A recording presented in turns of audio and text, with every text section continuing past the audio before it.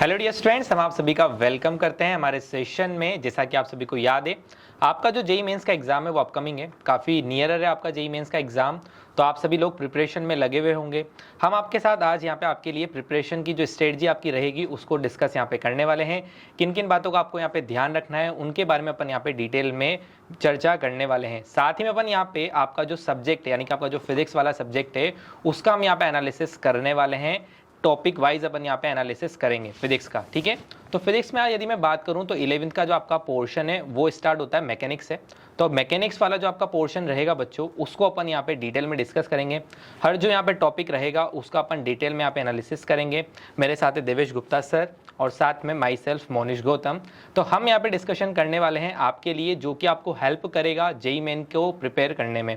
तो देवेश गुप्ता सर, यदि मैं मैकेनिक्स से स्टार्ट करूँ तो आप थोड़ा मैकेनिक्स के बारे में ब्रीफ करेंगे। अगर हम लोग मैकेनिक्स की बात करते हैं तो मैकेनिक्स 1 पे अगर बात करें तो सबसे पहले हम देखेंगे सर वेक्टर्स, यूनिट डायमेंशन। उसके बाद आएगा हमारे पास काइनामेटिक्स 1D 2D, फिर हमारे पास आएगा NLM, friction, Newton's law in friction, और उसके बाद work energy power, centre of mass और रोटेशन। इस पार्ट को मतलब ये बेसिकली देखा जाए तो ये बहुत बड़ा पोर्शन है सिलेबस का और काफ़ी पार्ट कवर करता है।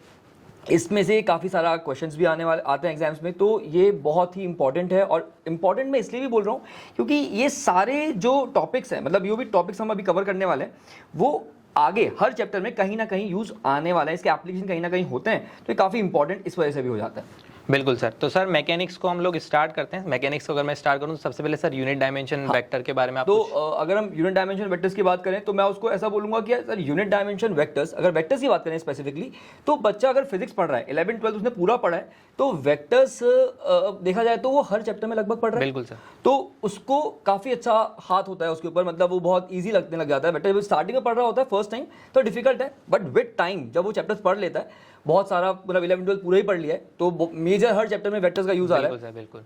तो मैं ये नहीं कहूँगा कि उसके लिए आप अलग से प्रिपरेशन करो, मतलब ये आप बेसिक आपको vector addition, subtraction, dot product, cross product, इसकी अगर मतलब नॉलेज है, फंडामेंटल्स भी क्लियर हैं आपके, तो वो बहुत है। मतलब इसमें ये है मेंस के पॉइंट ऑफ व्यू से सवाल आते हैं, बिल्कुल सवाल आएंगे इस पे। और मैं तो ये कहूँगा कि अगर वेक्टर सवाल आते हैं तो ये आपके लिए बोनस है, क्योंकि अगर आप देखो कि ये पूरे साल भर, मतलब पूरे 2 साल आप पूरा फिजिक्स पढ़ा, उसमें कहीं बार आपने वेक्टर्स का यूज़ किया, तो वेक्टर्स आपके लिए बहुत ईजी है। जो भी सवाल आएगा वो आपके लिए बोनस है।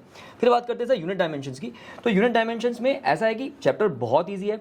जब आप फर्स्ट टाइम पढ़ रहे होते हो तो उसमें बहुत नए नए टर्म्स होते हैं, बच्चों को लगता है बहुत डिफिकल्ट है सर, बट जैसे जैसे आगे बढ़ते हैं 11 पूरी खत्म होती है, 12 खत्म होती है, उसमें सारे टर्म्स जब वो फैमिलियर हो जाता है तो यूनिट डायमेंशन भी उसके लिए बहुत इजी चैप्टर हो जाता है। और डायमेंशंस पर स्पेसिफिकली देखा है तो उस पर काफी सवाल आते हैं और काफी बार ऐसा होता है सर कि हम ऑप्शंस के डायमेंशन चेक करके भी हम लोग क्वेश्चन कर लेते हैं। तो डायमेंशंस बहुत इंपॉर्टेंट कहूंगा मैं, क्योंकि इस पे अगर सवाल आता है तो ये आपके लिए बोनस ही है, गलत होना ही नहीं चाहिए डायमेंशंस और वेक्टर का सवाल तो सर। बिल्कुल सर। तो move on to the next, हम बात करते हैं सर काइनेमेटिक्स के पोर्शन के बारे में। अब हम बात करें अगर काइनेमेटिक्स की, तो काइनेमेटिक्स में इंक्लूड होता है 1D 2D, 1 डायमेंशन, 2 डायमेंशन पूरा। उसके बाद 2 डायमेंशन में बात करेंगे प्रोजेक्टाइल भी आ जाएगा।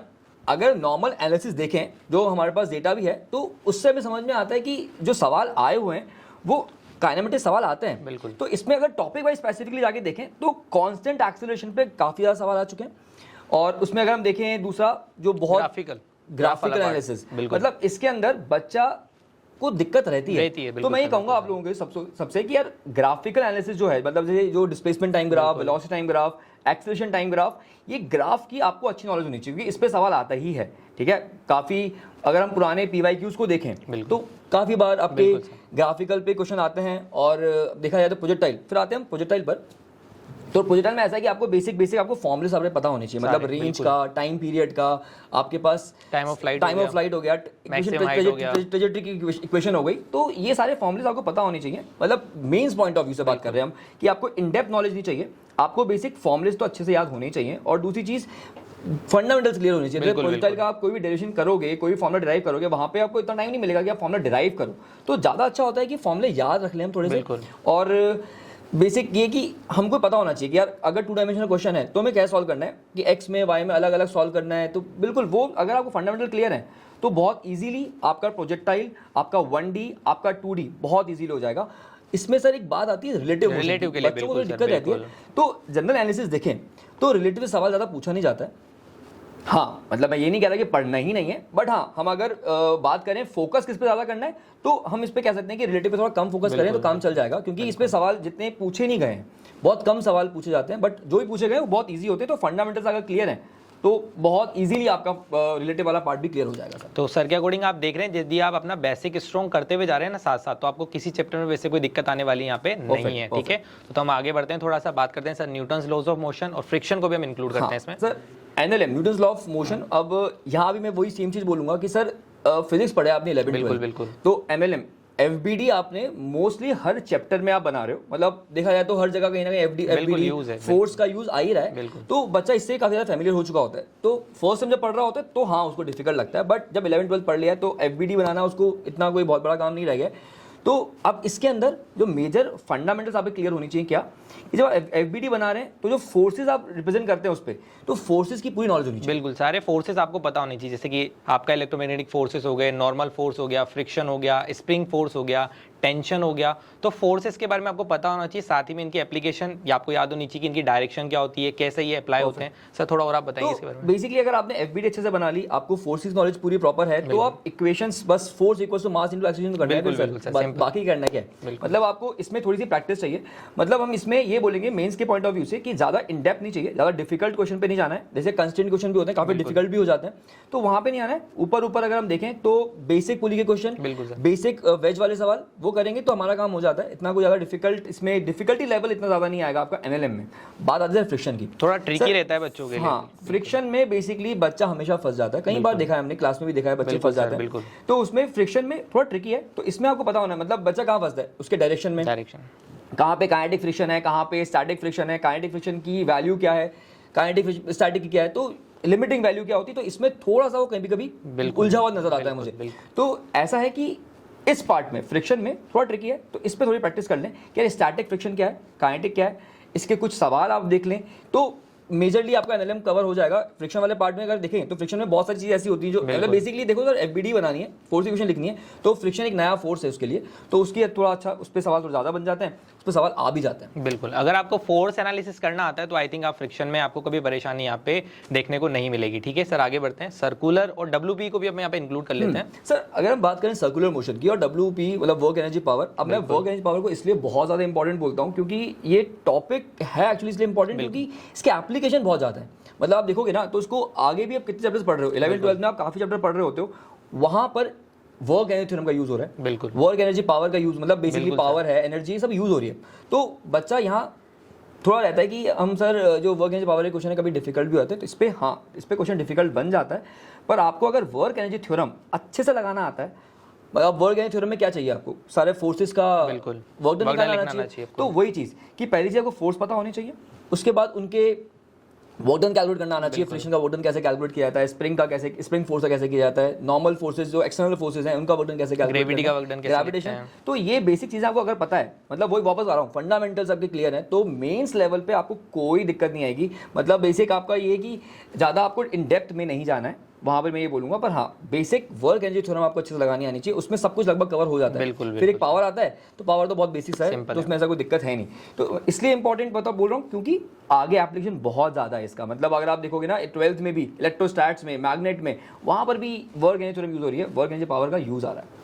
बिल्कुल, और साथ में बेटा आप लोग डेटा भी देख सकते हैं कि इनसे through out the year questions भी यहाँ पे पूछे जा रहे हैं, तो डेटा आपके सामने यहाँ पे चल ही रहा होगा, तो आप इन्हें भी यहाँ पे साथ साथ देख सकते हैं। Sir move to the next हम बात करते हैं सेंटर ऑफ मास के बारे में। हाँ, अब बात करते हैं हम सेंटर ऑफ मास। अब सेंटर ऑफ मास मतलब मैं तो ये कहूँगा सर मैकेनिक्स वाला पार्ट ऐसा है कि इसके इतने एप्लीकेशन है कि वो बार बार काम आते हैं। मतलब मैं ये नहीं बोलूँगा कि सिर्फ सेंटर ऑफ मास का ही सवाल आने वाला है, कहीं ना कहीं और किसी चैप्टर में वो यूज हो जाता है, ठीक है। तो सेंटर ऑफ मास में ये कि अगर एज अ पॉइंट ऑफ हम देखें एनालिसिस करें कि कैसे सवाल पूछे गए, तो जनरली सेंटर ऑफ मास की लोकेशन, सेंटर ऑफ मास का डिस्प्लेसमेंट वाला जो क्वेश्चंस होते हैं, मतलब काइनेमैटिक्स ऑफ सेंटर ऑफ मास, वो ज्यादा पूछे गए।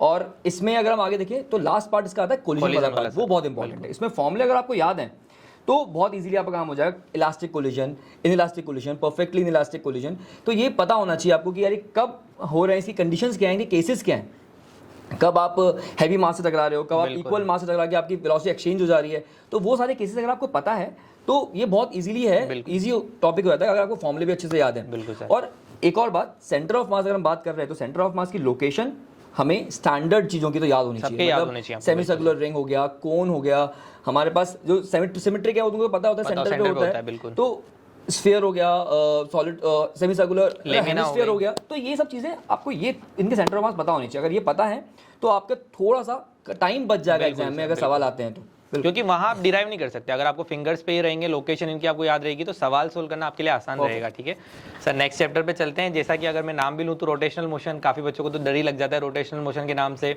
मैक्सिमम बच्चों को ये चैप्टर टफ लगता है। सर आपका क्या कहना है इसमें? सर हाँ, एक्चुअली देखो इसमें टफ वाली चीज ऐसा कुछ नहीं है, मतलब हाँ बच्चा काफी डरा रहता है इसमें कि रोटेशनल चैप्टर है। अब मेरे को ऐसा लगता है कि बच्चा इसलिए डरता है क्योंकि इसमें एक्चुअली क्या होता है ना, जितना आपने इससे पहले पढ़ा है पूरा मैकेनिक्स, मतलब अभी हमने बात करी है वेक्टर्स की, हमने बात करी है काइनेमैटिक्स की, हमने बात करी है एनएलएम फ्रिक्शन की, हमने बात करी है सेंटर ऑफ मास की, ये सब कुछ आ जाता है। मतलब रोटेशन में आप देखो कोई सवाल में सारे कॉन्सेप्ट यूज हो रहे हैं, सारे कॉन्सेप्ट। तो बच्चा क्या करता है ना, पुरानी चीजें रिकॉल करने में उसको प्रॉब्लम होती है, इसलिए वो डिफिकल्ट रहती है।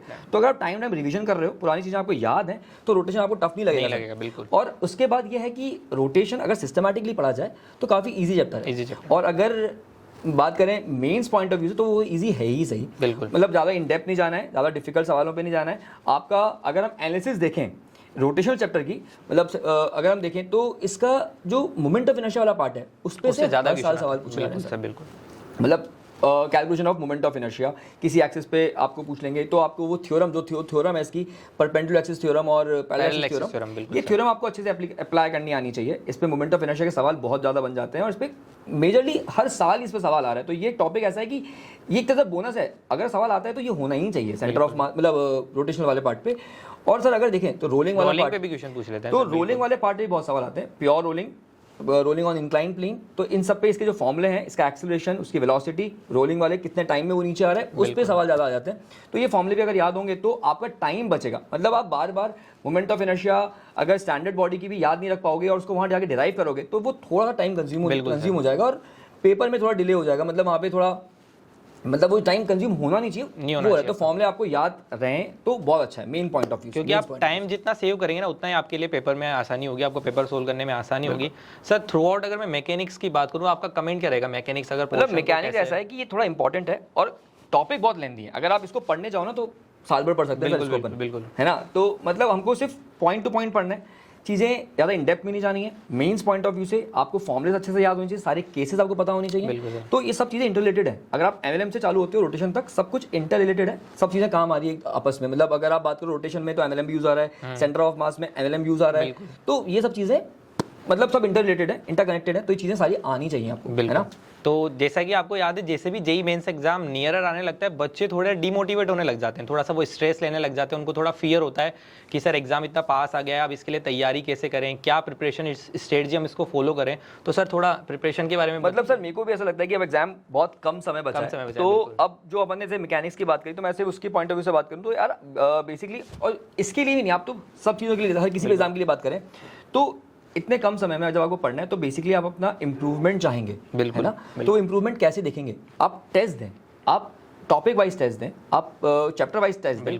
टेस्ट देके अपने आप को इंप्रूव कर सकते हैं। अब इंप्रूव कैसे करेंगे सर? मतलब टेस्ट दिया, उसके बाद जो रिजल्ट आता है उसको एनालाइज करें प्रॉपर कि आप कहाँ गलतियां कर रहे हो, क्या गलतियां कर रहे हो। तो ये चीज़ें अगर आपको पता होंगी कि मैंने सिली मिस्टेक्स करी हैं, मतलब गलतियां किस तरह की हो सकती हैं, या तो सिली मिस्टेक करोगे, कैलकुलेशन मिस्टेक करोगे, या कोई कॉन्सेप्ट ही आपने गलत अप्लाई कर दिया वो आप करोगे, या चीज़ें पुरानी वाली चीज़ें आपको रिकॉल नहीं हो पा रही वो हो सकता है, या नर्वस हो गए। तो यही सब चीज़ें आप करते हो पेपर में, यही सब गड़बड़ कर सकते हैं। टाइम मैनेजमेंट, टाइम मैनेजमेंट होता है, बिल्कुल। तो इन सब पे आपको काम करना है और ये आपको मालूम, आपके पॉजिटिव आपके नेगेटिव आपको तब पता चल पाएंगे जब आप टेस्ट दोगे और टेस्ट के बाद उसको एनालाइज करोगे। टेस्ट से डरना नहीं है, बच्चे क्या करते हैं सिर्फ पढ़ते रहते हैं और सीधे फाइनल एग्जाम में जाके टेस्ट देते हैं। डायरेक्ट टेस्ट से डरना नहीं होता है, टेस्ट दो। टेस्ट आपको इसलिए लिए जाते हैं ताकि आप अपने आप को इंप्रूव कर सको। वो इंप्रूव तब हो पाओगे जब टेस्ट दोगे, अपने पॉजिटिव नेगेटिव ढूंढोगे और उस अपने नेगेटिव्स पे काम करोगे और पॉजिटिव को और अच्छा करोगे। तो वो तभी हो सकता है जब आप पेपर को एनालाइज करोगे।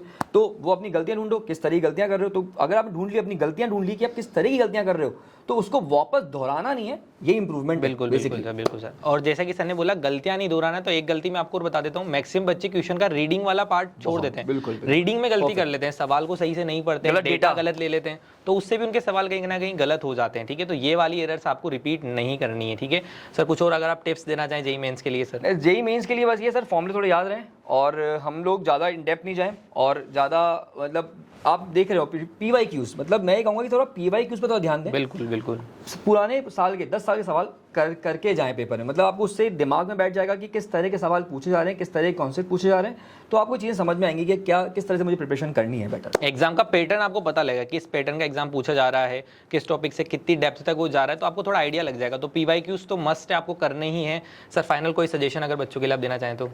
सर बस ये है कि अब बस थोड़े फॉर्मुलेज याद रखें और अपने आप को थोड़ा काम रखें पेपर बिल्कुल में। बिल्कुल। नर्वस ना हो, पेपर बहुत इजी आता है, फर्स्ट अटेम्प्ट ही को टारगेट करना है और पेपर थोड़ा इजी आता है, तो बहुत ज़्यादा मतलब ऐसा नहीं करना है आपको कि बहुत डिफिकल्ट सवालों पे अपना टाइम वेस्ट करें अभी अपन, और सिर्फ स्टार्टिंग वाले पार्ट जो बेसिक फंडामेंट्स अगर पता होंगे तो पेपर बहुत अच्छा हो जाएगा। तो बिल्कुल अपनी प्रिपरेशन में लगे रहिए, अपनी जो आपकी जो तैयारी है उसमें लगे रहिए, कंटिन्यूसली अपनी तैयारी को करते रहिए।